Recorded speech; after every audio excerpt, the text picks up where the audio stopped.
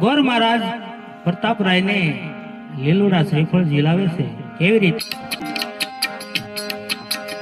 તમે સોનેરી નાળિયેર ઝીલો ને પ્રતાપરાય, સોનેરી નાળિયેર ઝીલો ને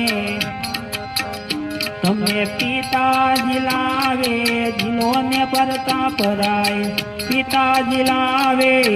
ઝીલો ને તમે લીલુડા નાળિયેર ઝીલો ને પ્રતાપરાય, લીલુડા નાળિયેર ઝીલો ને આવા ગોરદેવ ઝુલાવે ઝીલો ને પ્રતાપરાય, તમને ગોરદેવ ઝીલાવે ઝીલો ને